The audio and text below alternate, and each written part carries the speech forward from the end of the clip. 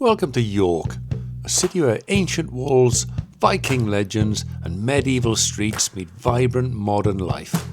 From the towering York Minster to the winding Shambles, join me as I explore one of England's most captivating and historic cities. Here she is, the coffee queen herself. There you go, so you're going to get proper coffee. Proper coffee. That's what I've told you. So now you haven't raped and pillaged some coffee producing country somewhere in the world. That's what I'm talking about. Ooh, what we got up here?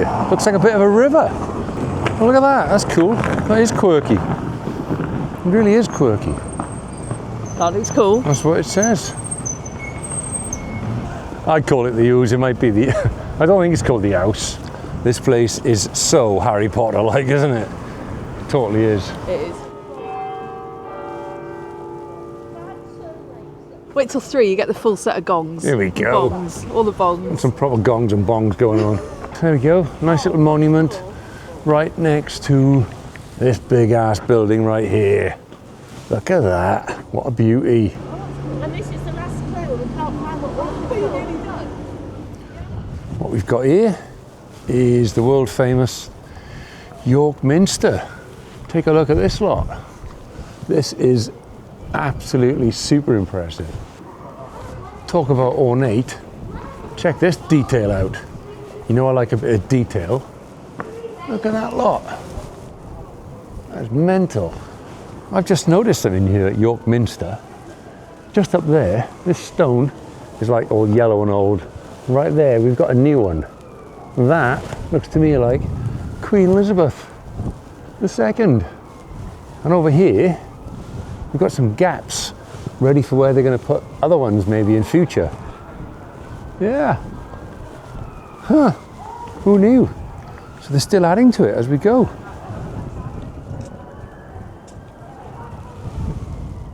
Here we go. Here we've got the whole layout of York. The ancient city itself. There's the Minster. Guess we're stood somewhere here right now. There's the little version. There's the real thing.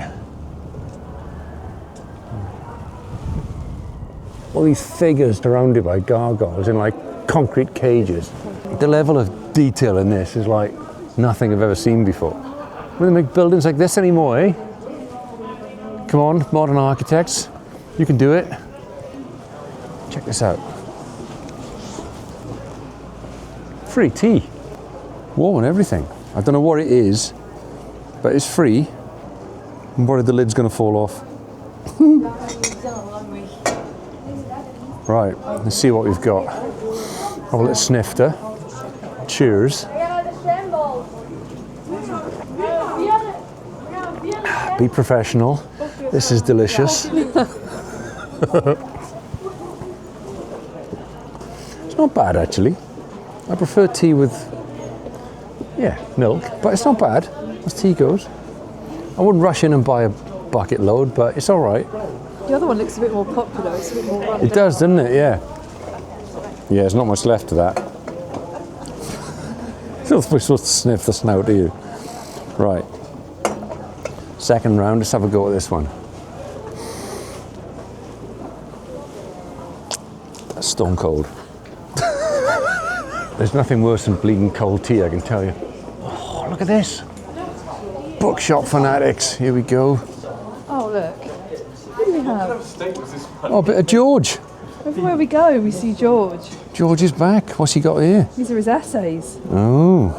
Well, it seems if you are into history or a bit of a literary fan, York could be the place for you. And look, you get all this scenery to go with it.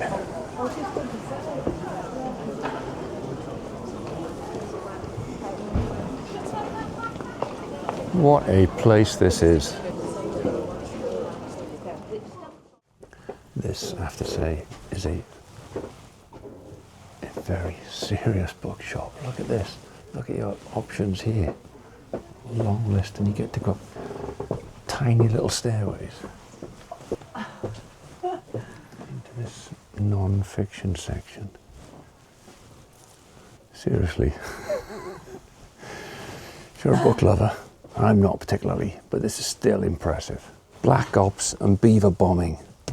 Great start. Oh, this is heaven. This is completely nuts. Check this out. I've just picked up a random book, Glamorgan in the Bronze Age, and I flip open a page. What's the first thing I see? Kevin Bryn. You know what that means?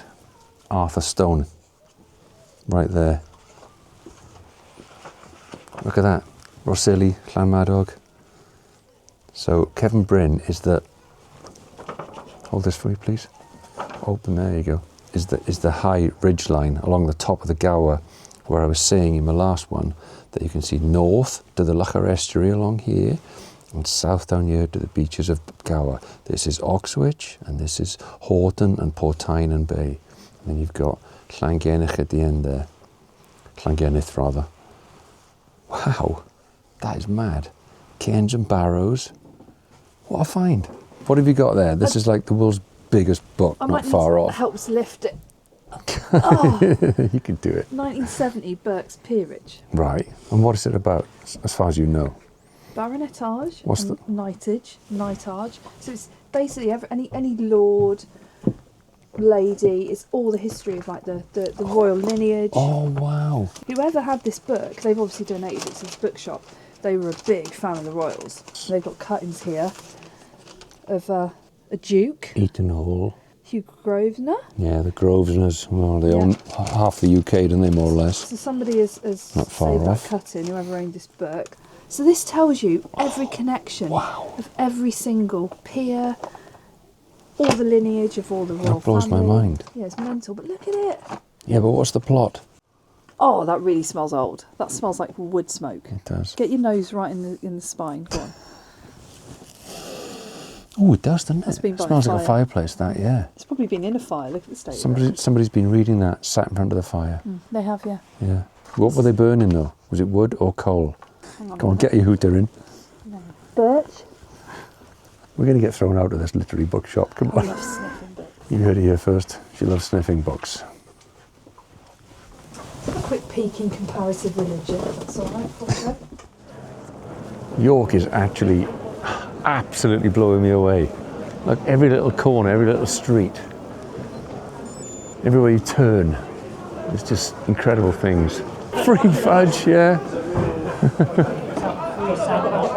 I'm just going around listing what's here, but the bottom line is, this is York, and this place is something else. Get yourselves to York. Look at this. Look at that. We've got to get to the Shambles Market yet. Oh God, we've still got that to go yet. And we've got a unbelievable story to tell you about one of York's most famous characters. Right, we're just turning into a place called the Shambles. Hang on a minute. What's happened? This is an advert on behalf of Mark Rober and MrBeast himself for their new charity, TeamWater. TeamWater wants to raise $40 million in the month of August to bring clean, fresh water to over 2 million people for decades. If you can go over to teamwater.org, it's in connection with WaterAid, and anything you can donate will make a big difference. That's it, guys. Get back to the video. There's a great bit coming up next. Supposedly one of the most picturesque places, oh my God, in the whole of the UK. And I can see why. It's also going to be one of the busiest. Here we go. Ready for this? Yep, it's pretty busy. You can get your fudge. People are queuing for something. People are walking.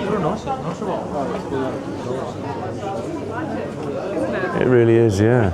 It's a magic place. It totally is. This knocks Oxford and Cambridge into touch.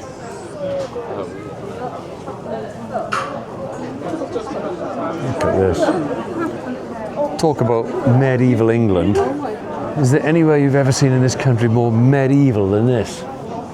Look at it.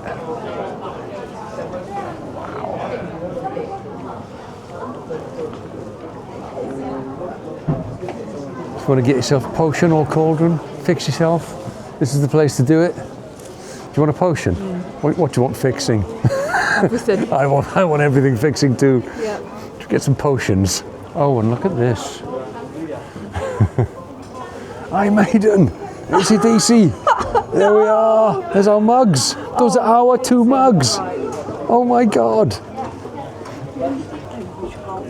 That's a proper tankard, that is. What's your favourite goblet? Show me a nice goblet. The skull. A skull goblet. Crystal. Bring it here, pick it up. It's not bad.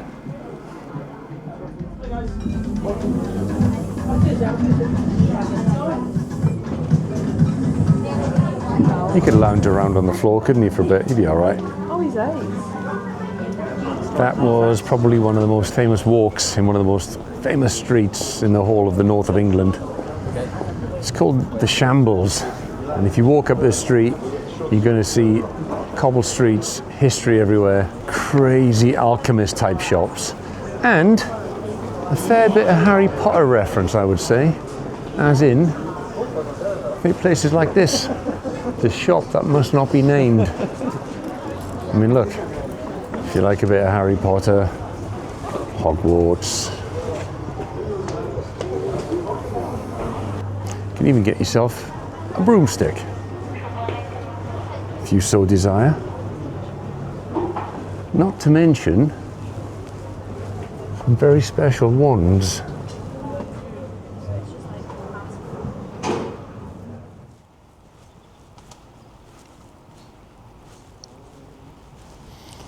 Neil the Staffy there has just legged it across the graveyard, because that's what this place is, as you can see.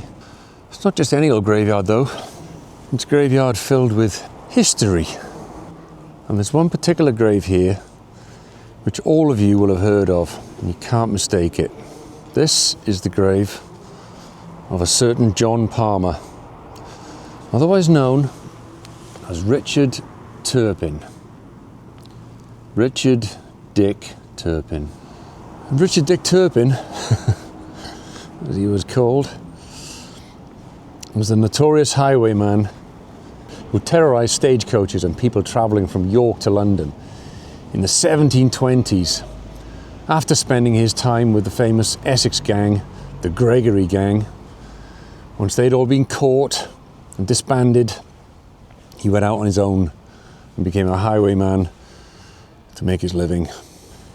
They say that he rode his horse Black Bess 200 miles from London to York up here in one night. That's the myth. And he did that to have an alibi. So he wasn't involved in the murder that happened in London the night before. Some people have said that's impossible to do. You couldn't ride a horse 200 miles in a night. I tend to agree, to be honest. Anyway, this is where he ended up. And Dick Turpin was eventually caught for horse theft after living his life up here as John Palmer. He got recognised as the outlaw and they hanged him in 1739.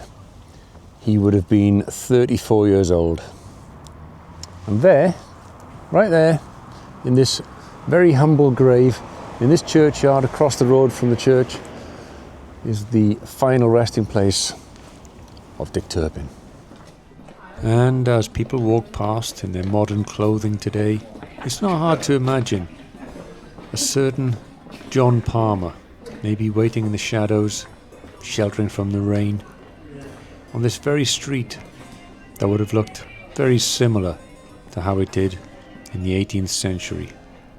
Maybe he was eyeing up potential victims, or watching the horses go by, looking for one that he could rustle, before he got caught and hanged by the neck until he was dead, aged just 34 years old.